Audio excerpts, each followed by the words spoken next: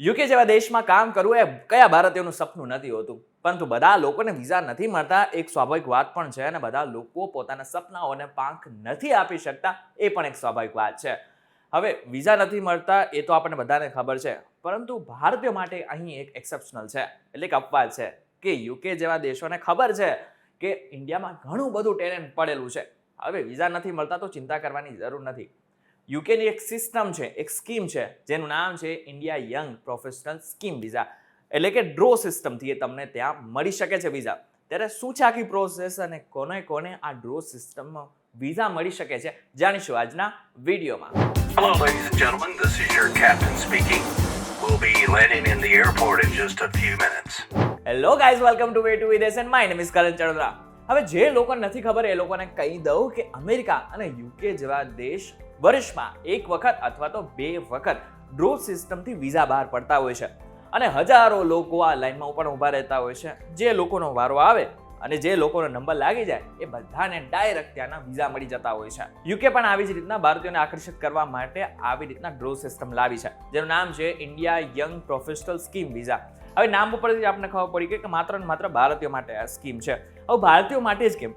તો તમને જેમ અગાઉ કીધું કે ભારતીયોમાં કંઈ ખાસ રહેલું છે, પરંતુ બધાના વિઝા નથી મળતા. જેમની પાસે કંઈક ઓર્ડિનરી સ્કિલ છે, જેમની પાસે એવું કોઈક ટેલેન્ટ છે કે જે બીજા પાસે નથી અને જેની જરૂરિયાત યુકેને પણ છે, એવા બધા જ લોકો માટે આ ડ્રો સિસ્ટમથી તે લોકોને બધાને ડાયરેક્ટ વિઝા આપવામાં આવતા હોય છે. હવે જે સ્કીમ માટેના જે વિઝા છે ને એની શરૂઆત છે ને 16 જુલાઈથી થઈ ગઈ છે ને લગભગ હજી 15 દિવસ સુધી ચાલશે. હવે 15 દિવસ જેવા પૂરા થશે ને પછી બધાનું કાઉન્ટિંગ થશે ને બધાના પછી આ બાદ નિર્ણય લેવામાં આવશે. હવે જે નિર્ણય છે ને એ 90 દિવસની અંદર સંભળાવવામાં આવશે. હવે આ બાદ જે ખર્ચો થાય છે ને એ લગભગ 3 થી 3.5 લાખ રૂપિયાનો ખર્ચો થાય છે. એટલે કે તમારે વિઝા જોતા હોય ને એના તો 3 થી 3.5 લાખ રૂપિયાનો ખર્ચો થાય છે. પરંતુ બધાને આ વિઝા નથી મળતા, પરંતુ જે લોકો એક્સ્ટ્રા ઓર્ડિનરી છે અને જેનામાં કંઈક ટેલેન્ટ છે ને એ લોકોને જ માત્ર ને માત્ર આ વિઝા મળવાના છે. હવે જે લોકોને આમાં અપ્લાય કરવું છે એની લાયકાત કેટલી હોવી જોઈએ ને તેની વાત કરી લઈએ. અરજદાર પાસે માન્ય પાસપોર્ટ હોવો જોઈએ, તેમજ ગ્રેજ્યુએશનની ડિગ્રી ધરાવતો હોવો જોઈએ. 18 થી 30 વર્ષ સુધીના યુવાનો આ સ્કીમ હેઠળ અરજી કરી શકે છે. તેના માટે 2530 પાઉન્ડનું બેંક બેલેન્સ હોવું પણ જરૂરી છે.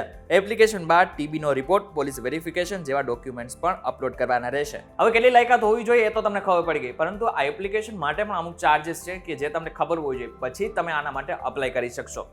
જો તમને નથી ખબર તો તમને જણાવી દઉં કે એપ્લિકેશન કરવા માટે 298 પાઉન્ડ ફી ચૂકવવાની રહેશે. હેલ્થ કેર સરચાર્જ પેટે 1552 પાઉન્ડ અને 2530 પાઉન્ડની અંગત બચત બતાવવાની રહેશે. અને હા, એક વસ્તુ સમજી લેજો કે જો તમારી એપ્લિકેશન રિજેક્ટ થાય છે ને તો તમારું જે રિફંડ છે ને એ પણ તમને પાછું નહીં મળે. એટલે કે જેટલા પૈસા તમે ભરેલા છે ને એ બધા જ પૈસા વ્યય જશે. એટલા માટે સમજી વિચારીને જ આ સ્કીમમાં અપ્લાય કરવાનું છે. હવે અહીં એક વસ્તુ સમજી લેવાની છે કે આમાં તમારે માત્ર 2 વર્ષ સુધી જ તમે ત્યાં કામ કરી શકશો. 2 વર્ષ જેવા પૂરા થશે કે તમારે ડાયરેક્ટ ઇન્ડિયાની ફ્લાઇટ પકડવી જ પડશે.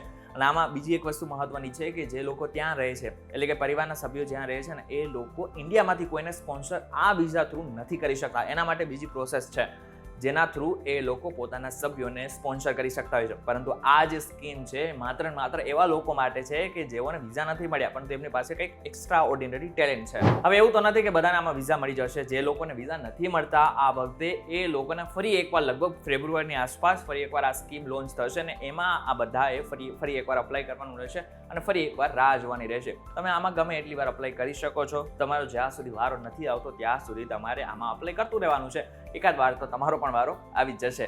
આ વિડીયો તમને ગમ્યો હોય તો વિડીયોને મેક્સિમમ લોકો સુધી પહોંચાડી દેજો અને વિડીયોને મેક્સિમમ લોકો સુધી પહોંચાડી તો દેજો, પરંતુ એની સાથે સાથે તમારે કામ પણ કરવાનું છે. અમારી એક ચેનલને સબસ્ક્રાઇબ કરી નાખવાની છે, લાઇક કરી નાખવાની છે.